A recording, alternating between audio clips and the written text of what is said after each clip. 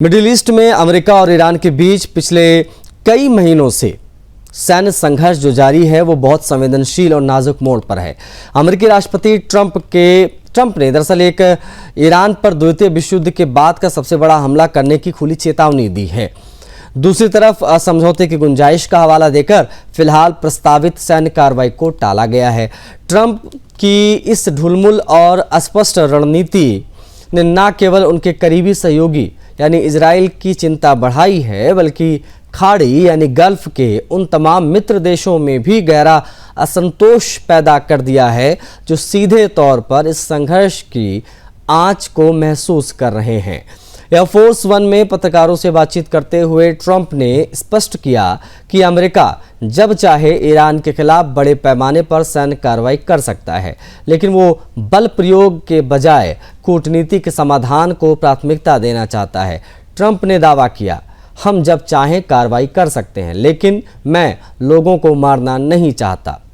अगर बातचीत से समझौता हो जाता है तो बहुत सी जान बच जाएगी।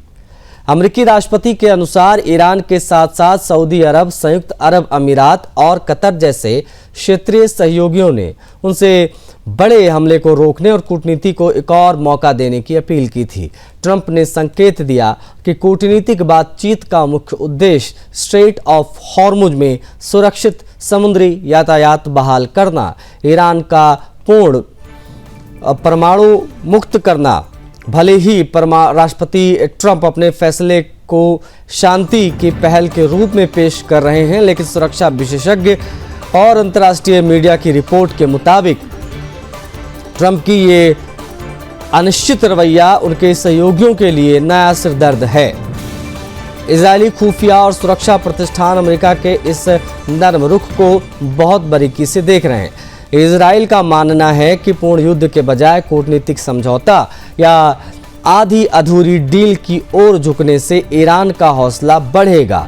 इजराइल को डर है कि अगर अमेरिका ने कड़ा सैन्य जवाब नहीं दिया तो भविष्य में ये क्षेत्र एक और बड़े और अधिक भयावह संघर्ष की चपेट में आ जाएगा। अमेरिकी हमलों के जवाब में ईरान द्वारा निशाना बनाए जाने की आशंका से खाड़ी काफ़ी तनाव में है। हालांकि खाड़ी देशों के बीच भी ईरान से निपटने की रणनीति को लेकर एक राय नहीं है।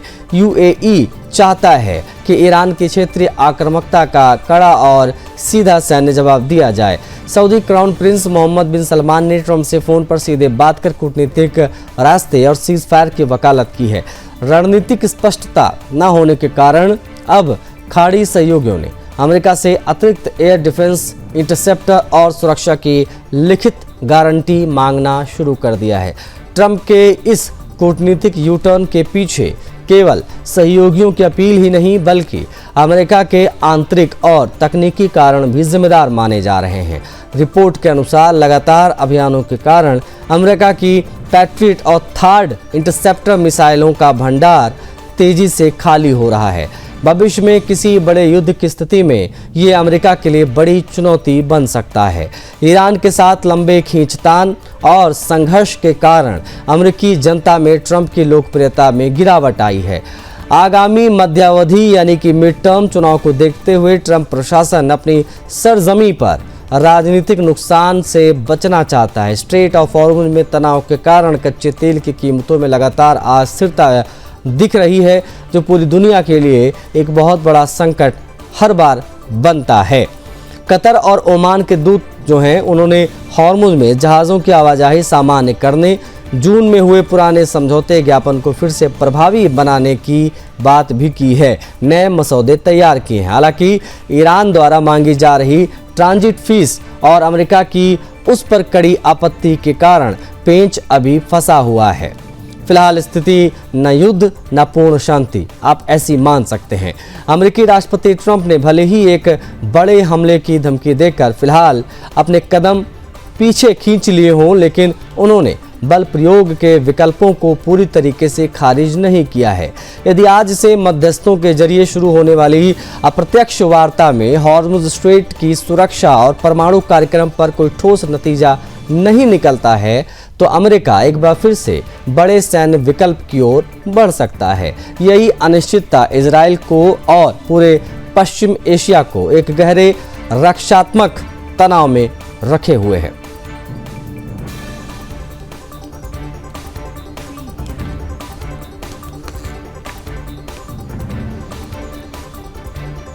पश्चिम एशिया में तनाव अपने चरम पर है। जैसा कि अभी आपने देखा, अमेरिकी राष्ट्रपति ट्रंप की रणनीति को लेकर कयास लगातार लगाए जा रहे हैं। दूसरी तरफ तेहरान की ओर से लगातार उकसावे वाली कार्रवाई और बयानबाजी। अमेरिकी हमले के डर से सहमे ईरान ने अब खाड़ी देश यानी जो गल्फ कंट्रीज हैं उनके एनर्जी इंफ्रास्ट्रक्चर पर हमले करने के लिए एक हिट लिस्ट जारी की है, तथा कथित है, सो कॉल्ड है। सैन्य विश्लेषकों का मानना है कि ईरान की यह नई पैंतरेबाजी और धमकियां और कुछ नहीं बल्कि अपनी कमज़ोर होती स्थिति को छिपाने के लिए हैं और कुछ नहीं, ये सिर्फ गेदलबप्पी है। ईरान इसी तरीके से जानता है कि अगर उसने अमेरिकी ठिकानों या खाड़ी के नागरिक बुनियादी ढांचों पर बड़ी हिमाकत की तो अमेरिका का जवाबी प्रहार उसके अस्तित्व के लिए निर्णायक साबित होगा। दुनिया ने पहले भी देखा है कि जब भी ईरान की तरफ से लाल रेखा लांघी जाती है, अमेरिकी एडवाइजरी जारी होती है, तो तेहरान की सरजमी धमाके से कांप उठती है। हालांकि इस बार अमेरिकी राष्ट्रपति ट्रंप द्वारा सैन्य हमले की योजना को फिलहाल रोकना किसी कमजोरी का संकेत नहीं बल्कि एक बड़े रणनीतिक जाल का हिस्सा माना जा रहा है। रिपोर्ट के अनुसार अमेरिका और इजराइल ने मिलकर ईरान की ऊर्जा और तेल इंफ्रास्ट्रक्चर को पूरी तरीके से ध्वस्त करने का खाका तैयार कर लिया है। अमेरिका की नीति बिल्कुल साफ है, वो कूटनीति के जरिए ईरान को सरेंडर करने का अंतिम मौका दे रहा है। ईरान ने इस मौके को गंवाया तो अमेरिकी वायुसेना और नौसेना का कहर तेहरान पर टूटेगा। ईरान ये साबित करने की पूरी कोशिश जरूर कर रहा है कि वो पीछे नहीं हटेगा, लेकिन उसकी हरकतों से उसकी बौखलाहट साफ तौर पर नजर आ रही है। बता आपको ये दें कि कुवैत के एयर डिफेंस सिस्टम ने निष्क्रिय करने का प्रयास किया था जब ईरान ने अटैक किया। तो इराक के अल अहमद ऑयल फील्ड एरबिल के ऑयल डिपो में शामिक रिफाइनरी पर हमला करने ईरान ने एक संदेश देने की कोशिश की कि वो पूरे क्षेत्र की ऊर्जा नेटवर्क को नुकसान पहुंचा सकता है। ईरान ने हाल ही में उन ठिकानों की एक सूची सार्वजनिक की जिन्हें अमेरिकी हमलों की स्थिति में तबाह करने का दावा वो करता है, जिसमें सऊदी अरब का घवार ऑयल फील्ड, अबकैक और खुरीस ऑयल फैसिलिटी सेंटर शामिल है। यूएई और कतर की हम बात करें तो Ruwais refinery, Zakum oil field, north oil field और Ras Laffan LNG facility. Kuwait, Bahrain और इजराइल की हम बात करें तो Burgan oil field, Sitra refinery और इजराइल के लेविआथन और तामार गैस फील्ड पर निशाना साधने की बात कही गई है। ईरान ने धमकी दी है कि अगर उसके साउथ पार्स गैस फैसिलिटी पर आंच भी आई तो वो पूरे खाड़ी क्षेत्र का यही हाल करेगा। रक्षा विशेषज्ञों का मानना है कि ये महज एक इंफॉर्मेशन वॉर चल रही है, मनोवैज्ञानिक युद्ध चल रहा है। ईरान जानता है कि अगर उसने इन अंतर्राष्ट्रीय संपत्तियों पर हाथ डाला तो न केवल अमेरिका बल्कि पूरा वैश्विक समुदाय उसके खिलाफ खड़ा हो जाएगा, फिर ईरान का सफाया निश्चित हो जाएगा। ईरान अपनी हरकतों से यदि बाज नहीं आता है तो पेंटागन ईरान के सभी प्रमुख रिफाइनरीज, मिसाइल लॉन्च पैड्स और परमाणु ठिकानों को एक साथ टारगेट कर सकता है।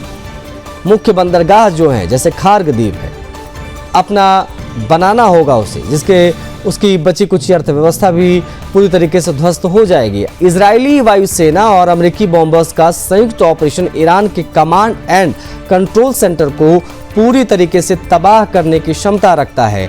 ईरान द्वारा दी जा रही धमकियां इस बात का प्रमाण है कि वो अमेरिकी कार्रवाई के डर से बुरी तरीके से घबराया हुआ है। ट्रंप प्रशासन का ऑपरेशन सरेंडर तेहरान के सामने केवल दो विकल्प छोड़ता है, या तो वह अपनी उग्रवादी नीतियों और परमाणु हथियारों की जिद को छोड़े और पूरी तरीके से सरेंडर करे, या फिर अमेरिकी सेना के उस प्रचंड कहर का सामना करने के लिए तैयार रहे जो दशकों पीछे धकेल देगा ईरान को। दुनिया की नजरें अब वॉशिंगटन पर टिकी हैं, यानी यूएसए पर, अगले मूव पर उनके, जहां से किसी भी वक्त अंतिम आदेश जारी कर सकते हैं ट्रंप।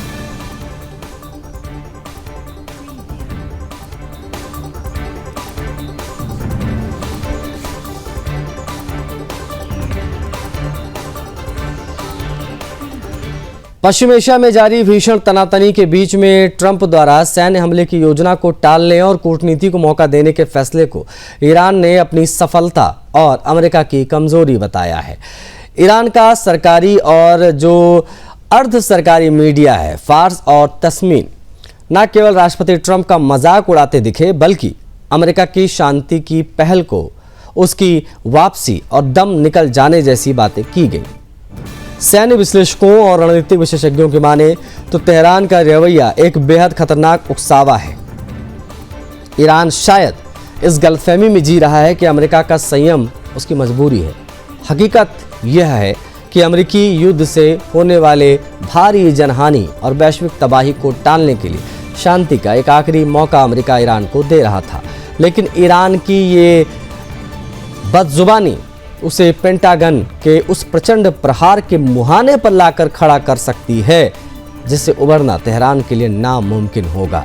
पूरा विवाद देखिए तब शुरू हुआ जब ट्रंप ने अपने सोशल मीडिया साइट यानी ट्रुथ सोशल पर एक घोषणा की। अमेरिका ईरान पर द्वितीय विश्व युद्ध के बाद का सबसे बड़ा प्रहार करने के लिए पूरी तरीके से तैयार है, लेकिन खाड़ी देश जैसे कि सऊदी अरब, कतर, यूएई के अनुरोध और क्षेत्रीय शांति को ध्यान में रखते हैं उसके खातिर फिलहाल इसे रोका है उन्होंने। ट्रंप ने यह भी दावा किया है कि समझौते के तहत स्ट्रेट ऑफ हॉर्मुज को तुरंत और पूरी तरीके से खोलने पर सहमति बन रही है। हालांकि इस शांतिपूर्ण पहल का जवाब ईरान ने अशिष्टता और अहंकार से दिया है।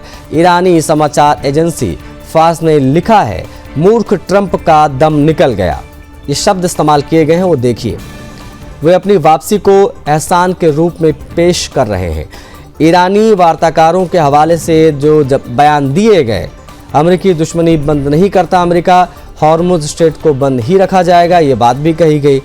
ईरानी मीडिया ने पश्चिमी रिपोर्ट का हवाला देकर प्रचारित किया कि अमेरिका एयर डिफेंस मिसाइलों का स्टॉक कम होने के कारण ट्रंप हमले से पीछे हटे हैं।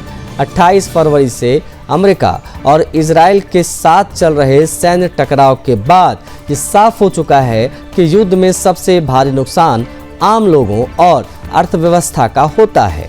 इसके बावजूद जब अमेरिका कूटनीतिक रास्ते में तनाव कम करने का प्रयास करता है, ईरान की सेना और उसकी मीडिया इसे अमेरिका का सरेंडर बताकर जश्न मनाने लगती है। विशेषज्ञों का कहना है कि ईरान का है रवैया उसकी बौखलाहट और आंतरिक दबाव को दर्शाता है। अमेरिका अपनी ताकत और वैश्विक जिम्मेदारी को समझते हुए युद्ध टालना चाहता है, लेकिन ईरान इसे अमेरिकी बेबसी मानकर लगातार लाल रेखा लांघ रहा है। हॉर्मुज स्ट्रेट को बंद रखकर पूरे विश्व की ऊर्जा आपूर्ति और अर्थव्यवस्था को ब्लैकमेल करने ईरान के अड़ियल नीति का हिस्सा जैसा है। ईरान को यह बिल्कुल नहीं भूलना चाहिए कि अमेरिकी सशस्त्र बल इस वक्त दुनिया के सबसे शक्तिशाली मिसाइल बॉम्बर और नेवल सिस्टम से लैस हैं। यदि तेहरान लगातार उकसावे की कार्रवाई जारी रखता है तो अमेरिका की ओर से आने वाला जवाब कैसा हो सकता है, इसका खाका पहले ही तैयार है। यदि शांति वार्ता विफल होती है तो अमेरिका और इजराइल मिलकर ईरान की सभी प्रमुख तेल रिफाइनरीज, पावर प्लांट, खाक द्वीप जैसे प्रमुख निर्यात केंद्रों को पूरी तरीके से तबाह कर देंगे और B-2 स्पिरिट स्टील्थ बॉम्बर्स, सटीक गाइडेंस मिसाइलें ईरान के परमाणु ठिकानों और मिसाइल लॉन्च पैड्स को एक झटके में समाप्त कर सकती हैं। हॉर्मुज को जबरन खुलवाने के लिए अमेरिका सैन्य जहाज़ों की सुरक्षा में अपने टैंकरों को उतारेगा और किसी भी ईरानी दखल का अंत ईरान की पूरी नौसेना यानी IRGC नेवी के जल समाधि लेने के साथ ही होगा। ये सिचुएशन किसी भी समय बन सकती है अगर ईरान इसी प्रकार से लगातार धमकियां देता रहा, गीदड़ भपकियां देता रहा और जो बदजुबानी हो रही है कि ट्रंप ने जो मौका दिया उसके बाद ईरान का जो मीडिया है वो बदजुबानी कर रहा है, एक तरीके से उकसा रहा है USA को।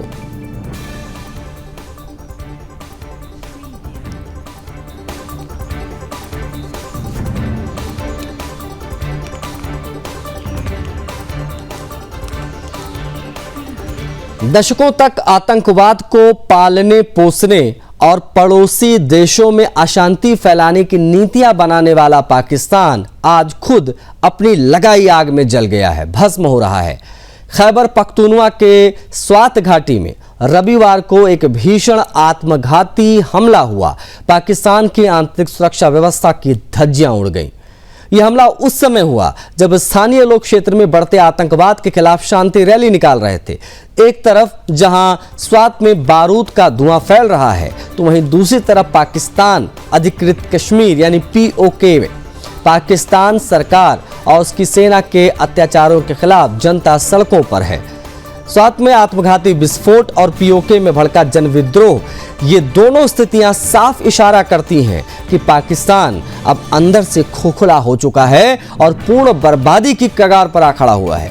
पाकिस्तानी मीडिया रिपोर्ट और स्थानीय पुलिस अधिकारियों के अनुसार स्वात घाटी के कावल पुलिस स्टेशन के मुख्य प्रवेश द्वार पर यह भयावह आत्मघाती हमला हुआ है। स्वात के जिला पुलिस अधिकारी DPO ने घटना का विवरण देते हुए बताया कि एक संदिग्ध हमलावर पुलिस स्टेशन में घुसने की कोशिश कर रहा था। जब गेट पर तैनात सुरक्षा कर्मी ने उसे रोका, तलाशी लेने का प्रयास किया, तो उसने खुद को आत्मघाती विस्फोटक से बम से उड़ा लिया। 5 सुरक्षा कर्मियों सहित 14 लोगों की मौत ऑन द स्पॉट हो गई। 18 से अधिक लोग गंभीर रूप से घायल हैं। हमला ठीक उस समय हुआ जब काबल चौक पर स्वात अमन जिरगा यानी कि स्थानीय आदिवासी परिषद के बैनर तले सैकड़ों लोग क्षेत्र में बढ़ती आतंकी हिंसा और इसके खिलाफ विरोध प्रदर्शन और शांति मार्च निकाल रहे थे। घायलों को तुरंत पास के एक हॉस्पिटल में एडमिट कराया गया। घटना के बाद इलाके में सेना और पुलिस बल की गश्त, घेराबंदी ये सब बढ़ा दी गई है। स्वात घाटी के लोग पिछले कई महीनों से क्षेत्र में फिर से पनप रहे आतंकवादी गुटों और सैन्य अभियानों के कारण डर के साए में जी रहे हैं। स्थानीय नागरिक शांति की मांग को लेकर हाथों में तख्तियां और प्लेकार्ड लेकर सड़कों पर उतरे थे, लेकिन वहां भी उन्हें बारूद का धुआं ही मिला। ये घटना यह साबित करती है कि पाकिस्तानी सेना और सरकार का अपने ही क्षेत्र में नियंत्रण पूरी तरीके से छूट चुका है। जिस तालिबान और चरमपंथी विचारधारा को इस्लामाबाद ने दशकों तक अपनी रणनीतिक बढ़त स्ट्रेटेजिक डेप्थ के लिए इस्तेमाल किया, आज वही भस्मासुर बनकर खुद पाकिस्तान को निगल रहा है। स्वात में हुआ ये हमला इस बात का गवाह है, प्रमाण है कि पाकिस्तान का कोई भी कोना अब सुरक्षित नहीं है। पाकिस्तान के लिए स्थिति अब काबू से बाहर हो चुकी है। सिर्फ आतंकवाद के मोर्चे पर नहीं हार रहा है पाकिस्तान, बल्कि अपने अवैध कब्जे वाले इलाकों में भी प्रशासनिक पकड़ को धीरे धीरे खोता जा रहा है। हम बात POK की कर रहे हैं। यहाँ पर जिस प्रकार की बेरोजगारी, सेना की बर्बरता, महंगाई के खिलाफ आम जनता ने मोर्चा खोला है। लोग पाकिस्तानी झंडे जला रहे हैं, उतार रहे हैं, इस्लामाबाद के शासन को उखाड़ फेंकने के दावे हो रहे हैं।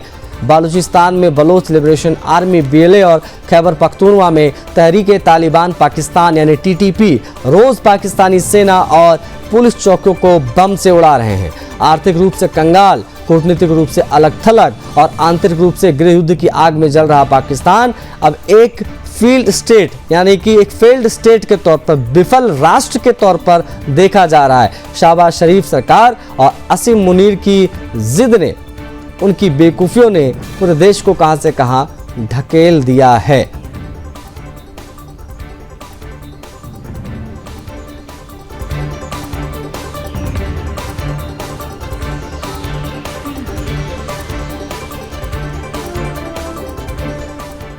पाकिस्तान के अवैध कब्जे वाले कश्मीर यानी POK में स्थानीय तथाकथित विधानसभा चुनाव के दूसरे चरण के दौरान लोकतंत्र का सरेआम जनाजा निकलते हमने देखा। मुजफ्फराबाद डिवीजन और शरणार्थियों की आरक्षित सीटों पर रविवार को मतदान के दौरान जबरदस्त धांधली और बूथ कैप्चरिंग, राजनीतिक हिंसा, खुलेआम गोलियां चली। पाकिस्तान की सत्तारूढ़ शहबाज शरीफ सरकार और उसके सहयोगी दलों के बीच की सत्ता की ऐसी खूनी जंग चली जिसने इस्लामाबाद के असली चेहरे को दुनिया के सामने बेनकाब कर दिया। भारत पहले ही अंतर्राष्ट्रीय मंचों पर स्पष्ट कर चुका है कि पाकिस्तान के अवैध कब्जे वाले भारतीय भूभाग पर ऐसे किसी भी प्रहसन और चुनाव का कोई संवैधानिक या कानूनी मतलब नहीं है। ये पूरा नाटक केवल भूभाग और अपने अवैध कब्जों को सही दिखाने के लिए किया जा रहा है, क्योंकि चुनाव के दूसरे चरण में मुजफ्फराबाद की सीटों और शरणार्थियों कोटों की सीटों पर मतदान के दौरान कानून व्यवस्था पूरी तरीके से ध्वस्त दिख रही है।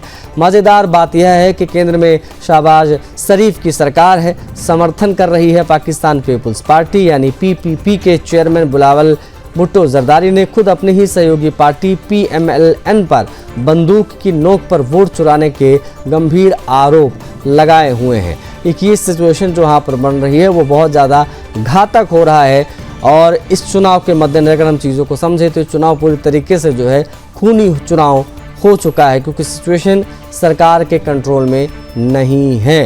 प्रारंभिक और अनौपचारिक रुझानों के मुताबिक पीएमएलएन 7 सीटों पर आगे चल रही है, जबकि पीपीपी 3 सीटों पर बढ़त बनाए हुए है। बता आपको ये दे, क्षेत्र की ज़मीनी हकीकत यह है कि नतीजों पर पीओके की जनता को रत्ती भर भी भरोसा नहीं है, क्योंकि सीधे तौर पर बूथ कैप्चरिंग और नाना प्रकार की चीज़ें निकल कर सामने आ रही हैं। इसीलिए इस चुनाव को एक सामान्य चुनाव नहीं माना जा रहा है, क्योंकि बड़े पैमाने पर यहाँ पर इस प्रकार की चीज़ें दिखाई दे रही हैं। पता आपको यदि जनमत संग्रह या राजनीतिक बदलाव पूरी तरीके से गैर कानूनी और बेमतलब है, इस प्रकार की बात भी हो रही है। पाकिस्तानी सेना आईएसआई स्थानीय कश्मीरी आबादी का दशकों से शोषण कर रहे हैं, ये हम सब जानते हैं। संसाधनों की लूट हो रही है, भारी टैक्स का बोझ है और मूलभूत सुविधाओं का अभाव। इसके कारण पीओके में हालात बद से बदतर हैं।